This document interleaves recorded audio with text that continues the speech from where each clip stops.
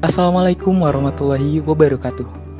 Halo semuanya, saya Ilham Ramdhani dari kelompok 9 mata kuliah Business Environment.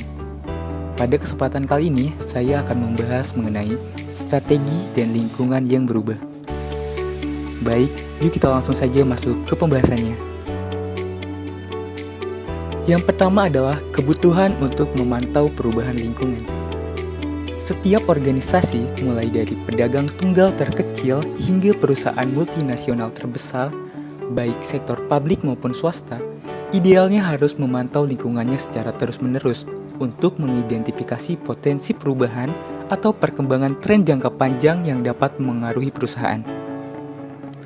Sektor retail, khususnya sektor fast-moving consumer goods dan electronic consumer, mengalami inovasi berkelanjutan dalam pengembangan produk yang membentuk dan mencerminkan perubahan pola permintaan konsumen serta meningkatkan persaingan melalui proliferasi pilihan produk yang membingungkan dan pemadatan produk.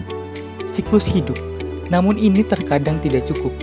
Beberapa organisasi mungkin melihat lingkungan mereka begitu kacau dan kompleks sehingga mereka tidak tahu harus mulai dari mana atau apa yang harus dipertimbangkan. Baik, selanjutnya, menganalisis lingkungan bisnis dengan pendekatan luas. Analisa lingkungan adalah proses pemindaian lingkungan untuk mengidentifikasi perubahan atau tren yang memiliki potensi untuk menghasilkan peluang dan ancaman terhadap strategi yang diinginkan organisasi saat ini atau masa depan. Informasi seperti itu dari pelanggan dapat dikumpulkan melalui kuesioner, wawancara, sampel, atau dari umpan balik dari staf penjualan dan layanan pelanggan organisasi itu sendiri. Meskipun tidak rumit atau canggih, khususnya untuk organisasi yang lebih kecil, teknik informal semacam itu dapat memberikan informasi pasar global yang diperlukan. Dalam pasar yang sangat kompetitif, bisnis harus selalu waspada terhadap tantangan yang mereka hadapi dan idealnya harus berusaha untuk mendapatkan beberapa bentuk keunggulan atas saingan utama mereka. Organisasi juga dapat menganalisis tugas mereka atau lingkungan kompetitif. Analisis semacam ini memusatkan perhatian pada faktor eksternal yang paling dekat dengan organisasi, biasanya berada di tingkat industri. Anda akan ingat bahwa Porter berpendapat kinerja organisasi sebagian besar ditentukan oleh 5 karakteristik industri utama. Yang pertama adalah intensitas rivalitas pertahanan, kemudian ancaman pendatang baru, ancaman pengganti, kekuatan pembeli, dan kekuatan pemasok. Kerangka kerja 5 kekuatan mungkin tetap menjadi metode yang paling berpengaruh untuk menganalisis suatu industri dan memahami kinerja perusahaan. Mendasari kerangka tersebut adalah penerimaan bahwa nilai dan pada akhirnya laba didistribusikan di antara kelima kekuatan ini, dan sejauh mana perusahaan dapat memperoleh bagian laba yang meningkat ditentukan oleh kemampuannya untuk mengurangi kekuatan-kekuatan ini. Kemudian selanjutnya ada teknik.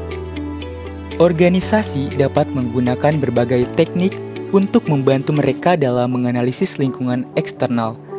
Berikut adalah beberapa teknik yang biasa digunakan. Yang pertama adalah ekstrapolasi tren. Seperti namanya, ekstrapolasi tren dasarnya adalah teknik untuk memprediksi masa depan berdasarkan analisis masa lalu. Tersirat dalam hal ini adalah asumsi bahwa setidaknya dalam jangka pendek, sebagian besar faktor cenderung tetap cukup konstan dan perubahan kritis dalam variabel kunci tidak mungkin terjadi. Dengan demikian, memperluas tren saat ini ke masa depan dipandang sebagai cara yang berguna untuk mengantisipasi peristiwa yang akan datang dan cenderung menjadi salah satu teknik yang paling sering digunakan oleh organisasi bisnis yang mencari cara peramalan yang relatif sederhana dan murah. Yang kedua adalah perencanaan skenario. Perencanaan skenario adalah tentang melakukan metode disiplin untuk membayangkan dan memeriksa kemungkinan masa depan. Ini bukan upaya untuk memprediksi masa depan dan memang tipikal bagi organisasi untuk menghasilkan antara 2 dan 4 yang berbeda secara umum. Kemungkinan masa depan sebagai hasil dari proses perencanaan skenario. Teknik ini seringkali berfokus pada skenario, kasus terbaik, dan kasus terburuk. Meskipun Royal Dutch Shell, perusahaan yang paling terkenal dengan penggunaan perencanaan skenario sebagai komponen inti dari kegiatan analisis lingkungannya selama lebih dari 30 tahun, baru-baru ini telah skenario sering menyatakan preferensi untuk satu kasus skenario tertentu. Yang ketiga adalah pendapat ahli metode DLP. Pada dasarnya, pendekatan DLP adalah untuk mengumpulkan pendapat dari sekelompok ahli yang beroperasi secara individual dan anonim, mengabaikan anggota tim lainnya. Setiap ahli diminta untuk menjawab serangkaian pertanyaan awal, dan tanggapannya diklarifikasi dan ditabulisasikan oleh pewawancara netral, yang menggunakan untuk membuat rangkaian pertanyaan yang lebih halus, kemudian yang disajikan kepada para ahli. Setelah tanggapan mereka, revisi lebih lanjut dapat dilakukan dan responden dapat diminta lagi untuk memberikan serangkaian prediktor yang berbeda dan mempertimbangkan informasi yang diberikan dalam tanggapan sebelumnya. Proses ini dapat berlanjut selama beberapa siklus sampai ada konvergensi antara pandangan sekelompok dan beberapa bentuk konsensus tentang kemungkinan perkembangan di masa depan. Sebagai teknik, metode DLP cenderung mahal dan memakan waktu, serta tidak ada jaminan sudut pandang yang jelas akan muncul. Namun, itu dapat digunakan untuk mempelajari semua aspek lingkungan perusahaan dan untuk menentukan tidak hanya dampak dari perbuatan yang direncanakan, tetapi juga penyebabnya. Dan informasi ini dapat mencakup bentuk lain dari analisis lingkungan kualitatif atau kuantitatif. Dan selanjutnya adalah analisis SWOT atau TOWS. Telah diterima secara luas bahwa kinerja perusahaan dipengaruhi oleh kombinasi faktor internal dan eksternal. Faktor-faktor ini dapat digambarkan sebagai kekuatan dan kelemahan internal organisasi serta peluang dan ancaman eksternal. Analisis sistematis faktor-faktor ini untuk mendukung pengambilan keputusan strategis adalah bentuk analisis situasi yang biasa dikenal dengan SWOT atau TOWS.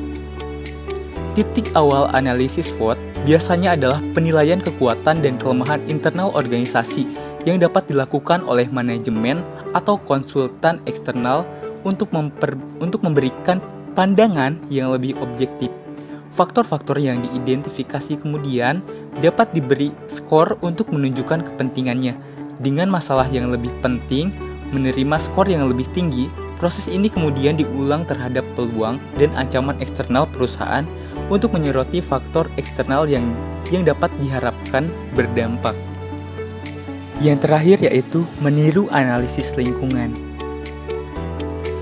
Terlepas dari nilai potensialnya sebagai alat pendukung keputusan, analisis lingkungan bukannya tanpa batasan dan ini harus diperhitungkan.